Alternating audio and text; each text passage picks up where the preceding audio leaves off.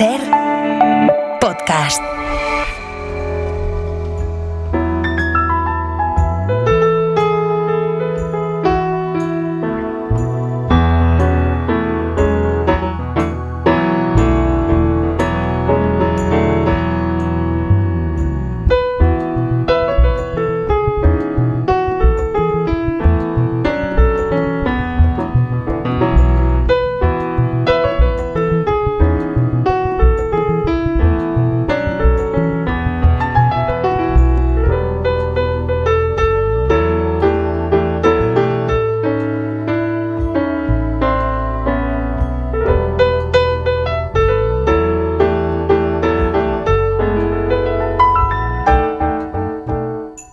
Desde Berlín nos escucha ya Marc Bassets, corresponsal del País en Alemania. ¿Qué tal, Marc? ¿Cómo estás? Hola, Javier. ¿Qué tal? Guten Morgen. De vuelta a Berlín porque te he leído esta semana en Austria. Creo que has estado allí cubriendo este suceso terrible que ha ocurrido en un colegio austriaco, que es un suceso que uno imagina en Estados Unidos, pero no en un país como Austria, ¿no? Sí. He estado en Graz. El martes un joven de 21 años entró en la escuela donde él había estudiado armado con un rifle y con una pistola y empezó a disparar, ¿no? a los alumnos y también a una profesora. Después se suicidó. Y es esto que tú dices, a mí y muchas personas me lo dijeron, ¿no? Ahí, esto no parece Austria, esto parece Estados Unidos, ¿no? No se imaginaban que en Austria, en la plácida Austria, en este país alpino y del Danubio, es una imagen un poco idílica y falsa, porque en Austria han pasado muchas tragedias, evidentemente, pero este tipo de suceso, este tipo de ataque, de matanza, que se ve en una escuela. Esto lo habíamos visto mucho en Estados Unidos y en cambio en Europa es mucho menos habitual, entre otras cosas porque no hay tantas armas disponibles, ¿no? Cuando hace 2 semanas en la estación de tren de Hamburgo una mujer con problemas psíquicos apuñaló a muchas personas, alguien comentó, bueno, si hubiese estado en Estados Unidos, en vez de apuñalar hubiese disparado y en vez de 10 heridos, ¿no? Una decena de heridos, había habido 50 muertos. Bueno, en Austria este chico tenía pistolas, las tenía legalmente. Y es que Austria, y esto es una cosa que yo no la conocía y la he descubierto esta semana, Austria es de los países del mundo y de Europa con más armas per cápita, ¿no? Hay muchas armas sueltas por ahí. Algunas son armas de caza, el arma del abuelo, ¿no? que utilizaba para ir a cazar a la montaña, pero es relativamente sencillo obtener un arma y un permiso de armas, que es lo que hizo el asesino de Graz, ¿no? De 21 años, y él tenía los papeles en regla, había ido a un club de tiro, había practicado y esto acabó como acabó, trágicamente.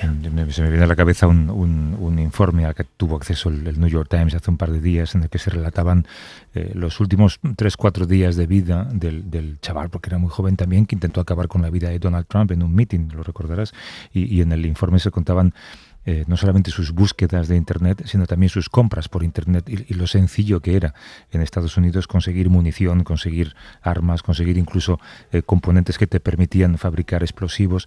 Es verdad que uno se imagina esta historia en ese tipo de lugar, ¿no? En ese tipo de paisaje norteamericano, no se lo imagina en un lugar como Graz, en Austria.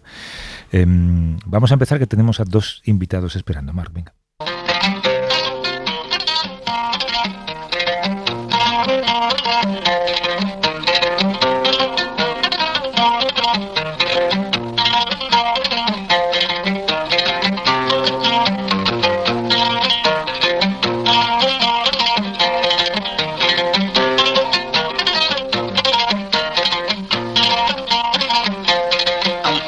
Entre 1982 y 1990 en Chad gobernó el exdictador Hissène Habré, un militar que sometió a su población a torturas sistemáticas, muchas veces sin ni siquiera formar parte de alguna oposición a su gobierno.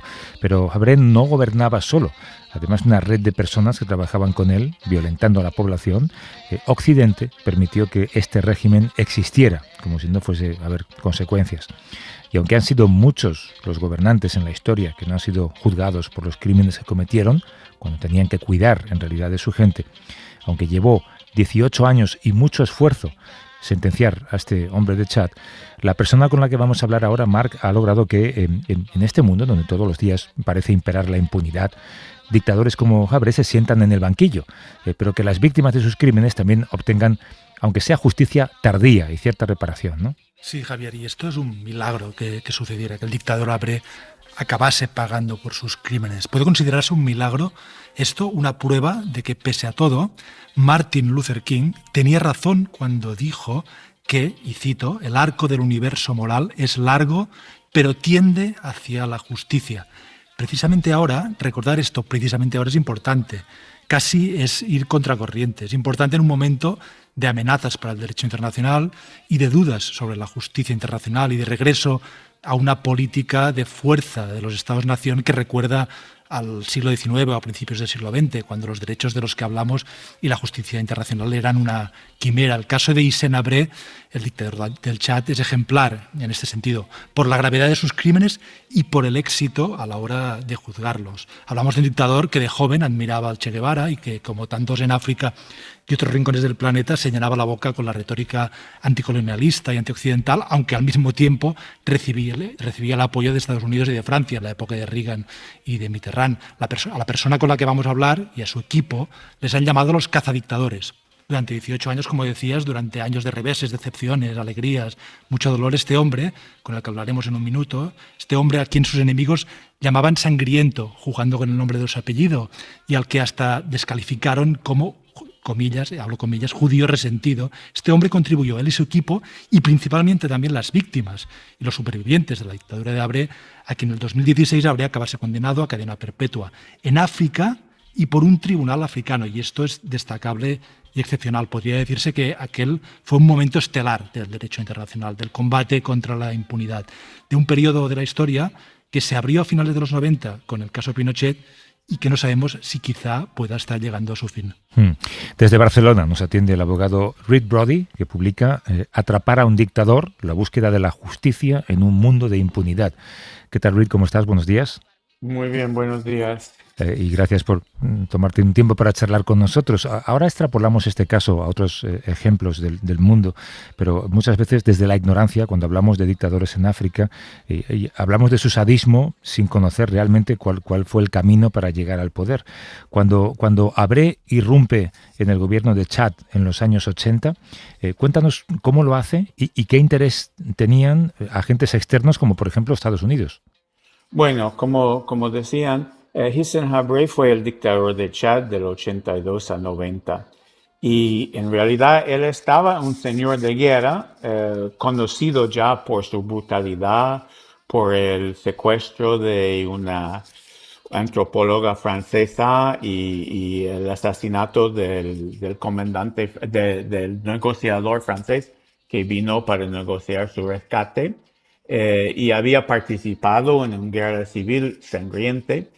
Pero los Estados Unidos de Ronald Reagan, cuando asumió el poder, vio en Hissène Habré un baluarte contra su gran enemigo, que era Muammar Gaddafi, que él llamaba el perro rabioso del Medio Oriente.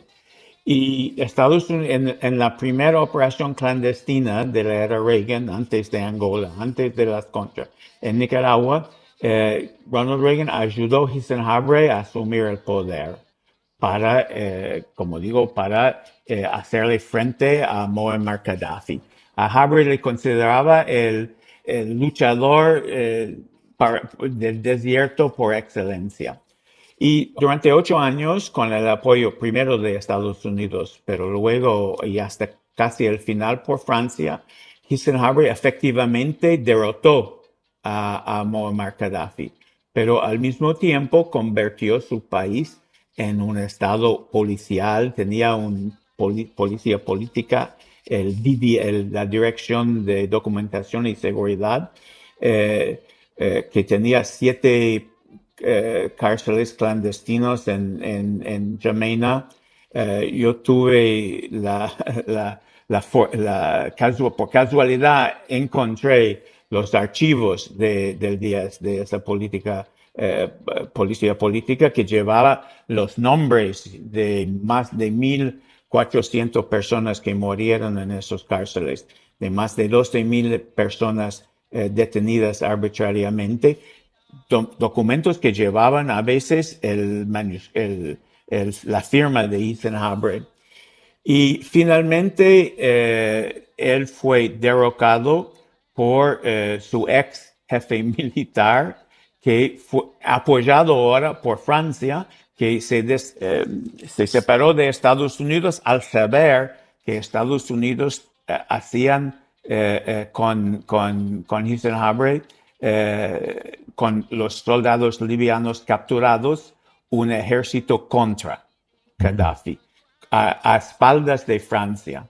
Y en realidad el jefe de esta banda de contras libianos era Khalifa Haftar, que ahora es el dueño en Benghazi, en el este. Pero de todos modos, Hissène Habré fue derrocado en el año 90, le acusa de 40.000 muertos y de asesinato y de tortura sistemática, y se refugia en Senegal, donde empieza la historia de la búsqueda de justicia. ¿A qué tipo de torturas sometía Habré a la población de Chad durante ese régimen? Bueno, el más paradigmático se llamaba el abatachar, donde se ponía los brazos y los pies con un bastón que impedía la circulación de sangre. Había también tortura de electroshock. En los documentos de la DDS que encontramos, hay mucho, no se habla normalmente directamente de tortura, pero habla de interrogatorios musculados de personas que murieron cuando intentaba extraerle la verdad, pero también tenemos los relatos de varios centenares de expresos que corroboran lo que dicen los documentos. Reed, de Marc desde Berlín, en tu libro ¿Cómo se atrapa a un dictador? Cuentas toda la historia de la persecución de este dictador, por tu parte y con tu equipo y con tus colaboradores. ¿Por qué este empeño, casi diría esta obsesión por atrapar y conseguir condenar a Hissène Habré? ¿Qué es lo que te movió? Porque tal como cuentas en el libro, incluso cambió tu vida y supuso sacrificios y en tu vida personal incluso. Bueno, el caso en realidad es hijo del arresto de Augusto Pinochet, el dictador chileno, el exdictador que fue arrestado en Londres en 98 por mandato de Baltasar Garzón. Y yo coordiné la intervención de Human Rights Watch en las audiencias en la Cámara de los Lores en Londres. Y cuando los Lores dictaminaron que Pinochet podía ser arrestado y extraditado en cualquier país del mundo, pese a su estatus de ex jefe de Estado, pues nos dimos cuenta que teníamos un instrumento en la justicia, en la jurisdicción universal, para llevar la justicia a personas que parecían fuera del alcance de la justicia. Y en eso me contactaron, había una fervencia en el mundo del derecho humano, en víctimas a través del mundo, y me contactó una activista chadiana que me pidió si no podía hacer lo mismo con Hissène Habré. Y mi interés al inicio era profundizar, ¿no? Esa idea del presidente Pinochet y sobre todo en África, porque se había refugiado en Senegal y queríamos mostrar que la justicia universal podía ser realmente universal. Pero después de un año, después de 2 años, cuando te hace amigo de las víctimas, cuando comparte una lucha con estos sobrevivientes que juraban desde la cárcel que iban a luchar por la justicia, ahí te sientes una obligación de continuar y que había un peso en realidad sobre mí. La esperanza de esas víctimas que veían muchas veces en mí un instrumento para llegar a esa justicia que reclamaban.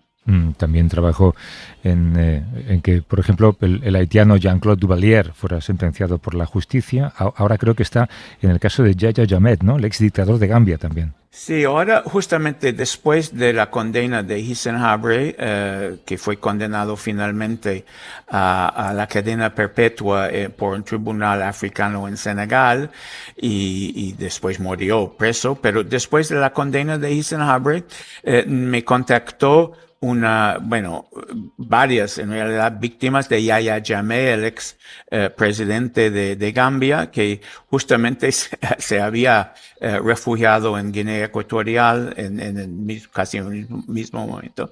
Y ahí provocamos un encuentro entre las víctimas de Hissène Habré y las víctimas de Yahya Jammeh. Hubo en Gambia una comisión de la verdad muy impactante, donde tanto víctimas como perpetradores testificaron en la televisión y despertaron mucha conciencia y un deseo de justicia a través de la población de Gambia.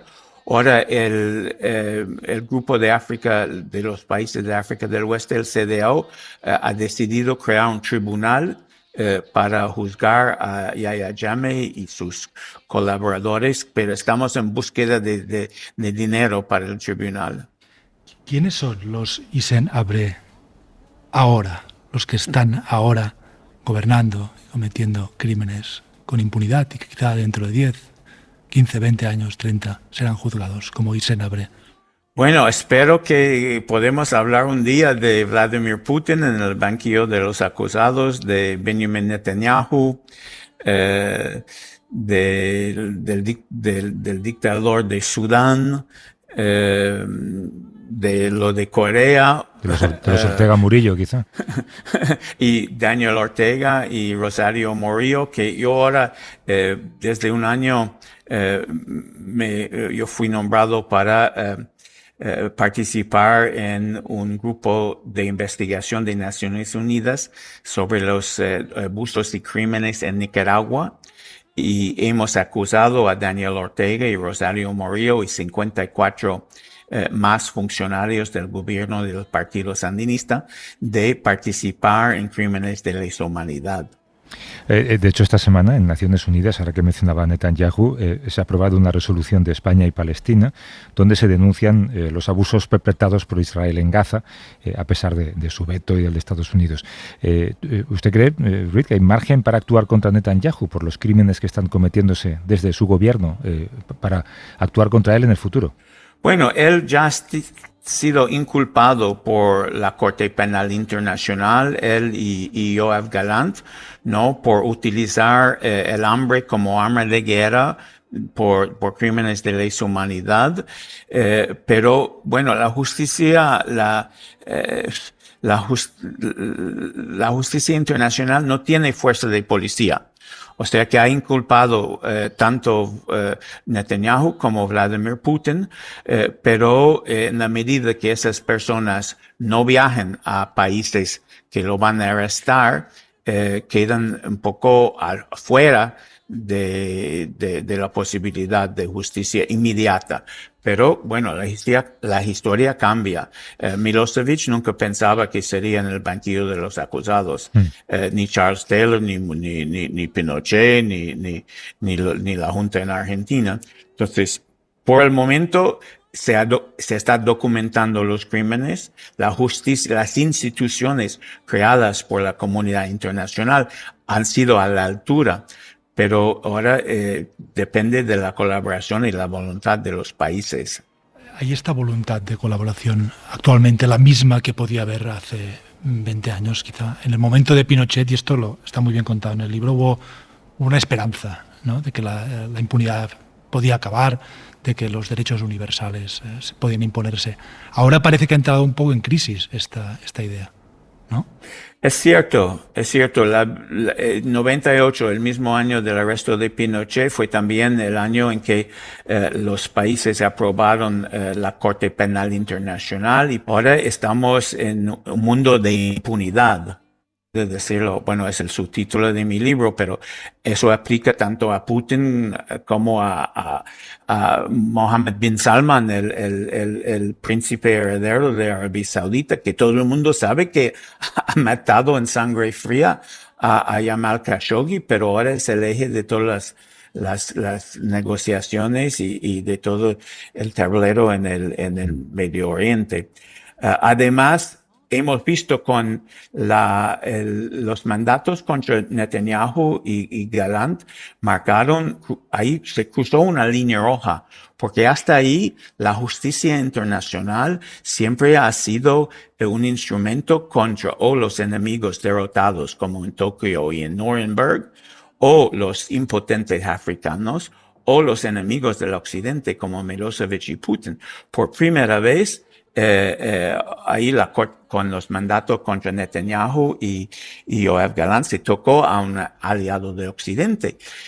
Muchos países, Mark ha escrito en El País cuestionando si Alemania realmente arrestaría. El canciller Merz ha dejado saber que si Netanyahu viene a Alemania no sería arrestado. Y eso no es lo que dijo con Putin. Hay por lo menos 6 países de Europa que han puesto en duda su voluntad de arrestar a Benjamin Netanyahu cuando criticaron, por ejemplo, a Mongolia por recibir Putin sin arrestarlo. O sea que hay una voluntad política, también a geometría variable. Claro, usted es hijo de un judío refugiado. Me pregunto si alguna vez ha reflexionado sobre qué pensaría su padre sobre lo que está pasando ahora mismo, lo que se está haciendo en nombre de una religión en un territorio como Gaza. Mira, mi padre sobrevivió a campos de labor. Él me dijo en el 77 que si era más joven iría a luchar con Israel. Y yo puse a mi hijo en una escuela judía para que se inculcara de la tradición del pueblo judío. Pero lo que está haciendo Israel en ese momento, yo como judío lo tengo que denunciar, y también tengo que denunciar la utilización hipócrita del concepto del antisemitismo para descalificar toda crítica de lo que está haciendo Israel. Yo creo que los judíos tenemos que ser lo más vocales, ¿no? Porque somos un poco al salvo de la crítica del antisemitismo.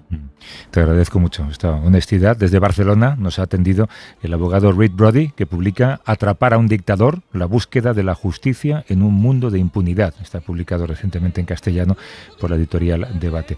Reed, mil gracias y sigue trabajando, por favor. Gracias a vosotros.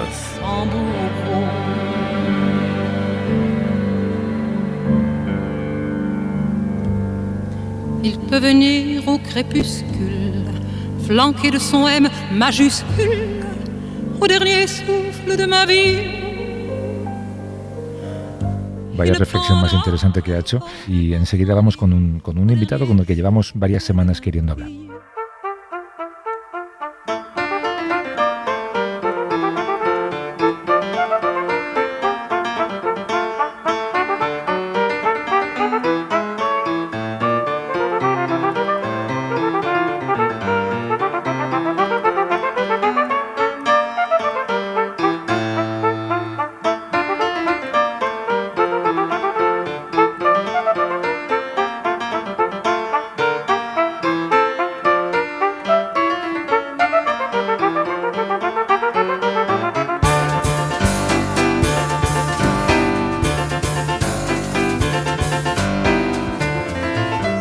Antes, Reed Brody, del asesinato de Jamal Khashoggi, que colaboraba con el Washington Post. Menuda fotografía de la impunidad ver recientemente a Donald Trump visitando ese país, saludando al príncipe heredero como si nada hubiera pasado. ¿Esta música que has escogido, Marc, de qué es o por qué? Pues es la sintonía de un programa que yo siempre escuchaba por las mañanas cuando estaba en Washington, de NPR, de National Public Radio, la radio pública americana, que, bueno, me encantaba el programa, Diane Rehm Show, no sé si te acuerdas. Hacía entrevistas, sí, largas. Hacía entrevistas y esta música me fascinaba, ¿no? Después ya descubrí que era de un músico francés que se llama Claude Bolling, pero me encanta. Este jueves la Cámara de Representantes en Estados Unidos votó por un margen muy pequeño a favor de recortar el presupuesto de 9.000 millones de dólares en ayuda humanitaria internacional y en la financiación de los medios públicos de Estados Unidos. Esta medida, que ha sido impulsada y aprobada por el presidente Trump en el Congreso, va a afectar a miles de emisoras de televisión, cadenas de radio en el país, entre ellas la PBS y la NPR, que son dos de los medios más relevantes de este tipo.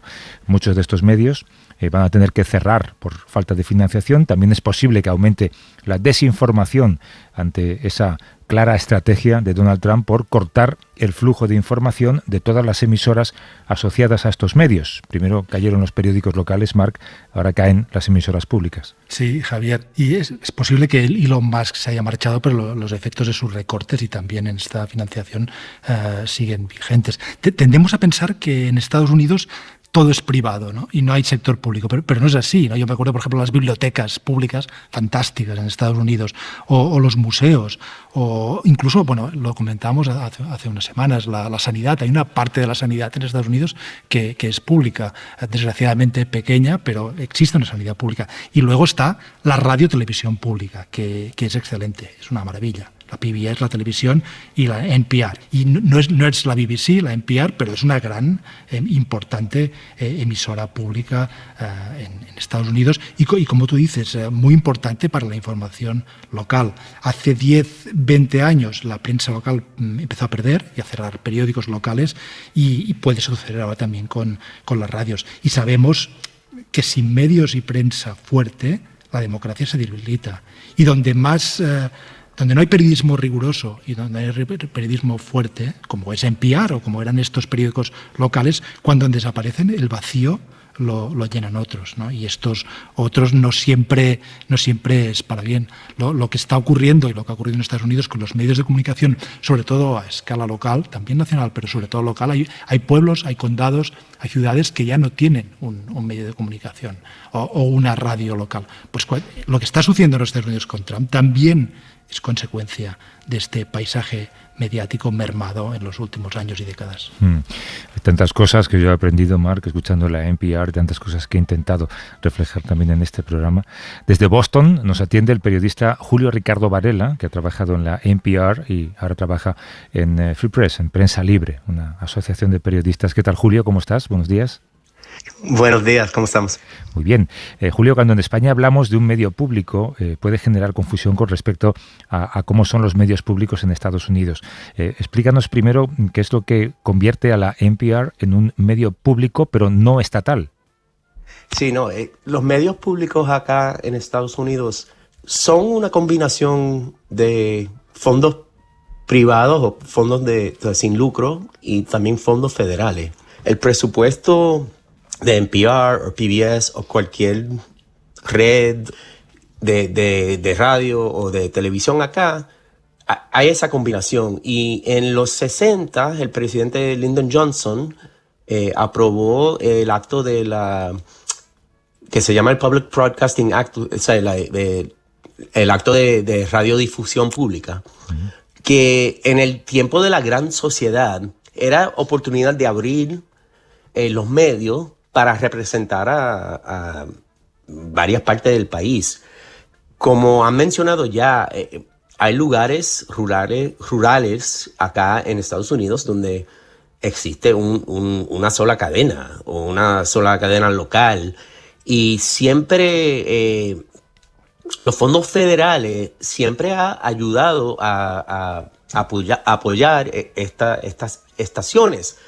Lo que pasó en los últimos años siempre ha sido parte de la estrategia republicana acá en Estados Unidos, y especialmente con el trumpismo ahora mismo, es que ven a los medios públicos con esas lentes políticas, en el sentido de que creen o quieren decirle a todo el mundo que son de la izquierda. Y lo que está pasando ahora mismo es, sinceramente, fondos federales que ya están comprometidos a NPR y a PBS y a la Corporación de la Radiodifusión Pública, CPB, que son las siglas en inglés, que estos fondos ya están comprometidos para los próximos 3 años Y lo que pasó el jueves en la Cámara de Representantes, por 2 solo votos, ¿sabes? De 214 a 212, aprobaron ese presupuesto para cancelar esos fondos ya comprometidos, y ahora va al Senado y ellos tienen, creo que, un mes como en julio, a finales de julio, para votar sobre ese acto. Yo no sé cómo desaneadas están las cuentas de la radio pública y de la televisión pública, Julio, pero también se financian con donaciones particulares. Muchas veces dedican días enteros a recordar a la gente que si dona una pequeña cantidad, esa cadena de radio permanecerá abierta y seguirá haciendo su función de radio pública, ¿no? ¿Podría mantenerse la NPR o la PBS solamente con donaciones particulares? Sí, depende del mercado. ¿Sabes? En ciudades como Nueva York, Los Ángeles, Chicago, todas las ciudades grandes en Estados Unidos, ellos van a sobrevivir. No hay duda. Pero lo que me preocupa a mí son las cadenas locales, especialmente en lugares donde, por ejemplo, las voces de latinos y de otras minorías en Estados Unidos se están cubriendo y no tienen el presupuesto. Otra cosa es que, comparado con los otros países democráticos a través de todo el mundo, la inversión en Estados Unidos, en los medios públicos, por cada individuo en Estados Unidos está como a $2 por individuo, que eso es ridículo comparado con lo que está haciendo, lo que ustedes hacen en España o en otros lugares como el BBC, como el BBC en Inglaterra. Y lo triste de todo esto es que esto es un ataque contra la libertad de la prensa, contra la Constitución de los Estados Unidos, que siempre, como ustedes ya saben, en los Estados Unidos se siente súper orgulloso de decir que nosotros somos el país que promueve la libertad de expresión y todo. Y aquí lo que estamos pasando como periodistas es que estamos viendo ese ataque todos los días bajo esta administración de Trump. Y ese es lo triste que está pasando ahora mismo. Y no sé si, yo sinceramente creo que este proyecto, porque solamente necesita 51 votos en el Senado, y ya hay más de 51 republicanos en el Senado, y si llega un empate a 50-50, el vicepresidente J.D. Vance va a votar por el proyecto, ¿verdad? Entonces yo creo que esto va a pasar, esto va a ser una ley, y lo que ves ahora es muchos líderes en los medios públicos súper preocupados de que tendrá que recortar y ¿sabes? Despedir a la gente y todo, va a ser horrible. Si Trump y los republicanos adoptan y apoyan esta iniciativa, también imagino que es porque piensan que esto no tendrá ningún coste para ellos. Al contrario, los votantes de Trump, que son la mitad o un poco más de quienes van a votar en Estados Unidos, no escuchan NPR, no se benefician de su servicio público. Sí, es el otro. O sea, estamos viviendo una vida muy interesante en los medios, ¿verdad? Que ahora estamos con los medios sociales, con los influencers, con inteligencia artificial, y estamos viendo un ataque sobre el periodismo libre a nivel global. Y es obvio que la administración de Trump quiere limitar una libertad básica en este país. Cuando hay menos información, hay menos democracia. Y eso es lo que estamos viendo aquí, que esa es la preocupación. Yo sigo hablando con todos mis colegas a través de de los periódicos, de las cadenas de radio, de las cadenas de televisión. Lo que estamos viendo es sinceramente un ataque contra la prensa en Estados Unidos. Y yo sé que en otras partes del mundo hay muchas personas en el mundo diciendo que bienvenidos a nuestra situación. Porque jamás, yo como periodista, yo llevo casi 30 años como periodista, jamás yo pensaba que nosotros como norteamericanos estaríamos aquí en este momento. Pero aquí estamos, y la única manera de ir contra lo que está pasando es, yo tengo esperanza en el pueblo estadounidense, pero es súper obvio para mí que este país está súper dividido. con las protestas que estamos viendo en Los Ángeles ahora mismo, se nota, estamos viendo ataques contra las comunidades latinas, especialmente en el ejemplo que pasó el jueves acá en Los Ángeles, cuando querían arrestar un senador, Alex Padilla, el primer latino senador de California. Lo tiraron al suelo porque quería hacer una pregunta. Ese es el ambiente que estamos aquí en Estados Unidos ahora mismo. Hay un documento de la emisora al que tuvo acceso el New York Times. En 2020 se estimaba que la NPR era escuchada por unos 60 millones de personas, pero en marzo este año ese número había bajado a 40 millones, había descendido una barbaridad. Es verdad que a la NPR y a la PBS, a las emisoras públicas de radio y televisión, se les vincula con el Partido Demócrata. Tienen una opción ideológica, digamos, progresista. Aún así, era escuchada por toda la población. Tengo la impresión de que lo que Trump ha conseguido es vincular a los medios convencionales con la izquierda demócrata, ¿no? Sí, no, tradicionalmente eso es cierto. Y por lo que estamos viendo ahora, como me imagino también en España o en cualquier otro país, es que hay tantos medios ahora mismo. O sea, yo como periodista tengo que competir contra alguien en Instagram que está leyendo, tú sabes, leyendo titulares con un video en 30 segundos, y hay personas que ven a esa persona como que, ese es periodista. El arte del periodismo se está atacando en ese sentido. La disciplina de ser periodista se está atacando porque los factores del mercado, con los medios sociales y todo, están creando tantos medios.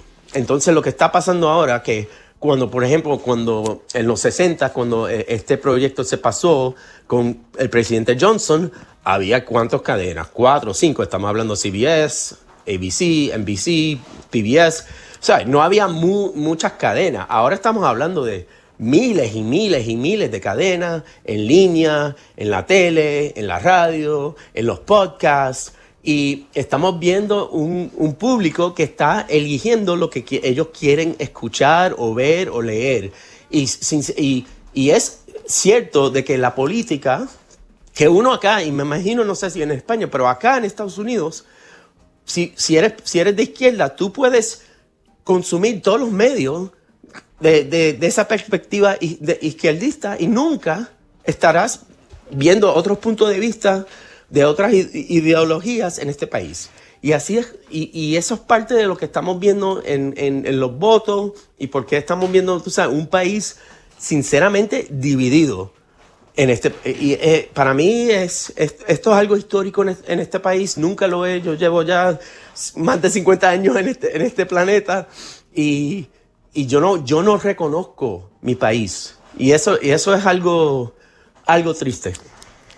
¿Tiene solución esta polarización que, como explicas, no es solo política, es mediática? Todo va junto. La solución para mí es seguir hablando con personas en el sentido de que yo quiero interactuar con personas, otros periodistas que tal vez me critican o algo, pero si no estamos hablando como estadounidenses, si no estamos defendiendo la libertad de expresión, defendiendo la Constitución, porque en esto estamos ahora. Si no lo estamos defendiendo, y lo que tenemos que hacer es sacar la política fuera de esta conversación y poner a Estados Unidos en el frente y todavía creer que este país que se formó casi 250 años atrás, que todavía es una inspiración. Yo creo en este país, pero a veces uno tiene que pelear por el futuro de Estados Unidos y en eso estoy. Desde Boston nos ha atendido el periodista Julio Ricardo Varela. Ha trabajado durante mucho tiempo en la radio pública norteamericana, la NPR, y ahora trabaja en la organización Prensa Libre. Mil gracias por estas reflexiones, Julio. Cuídate mucho y suerte. Un verdadero placer. Gracias.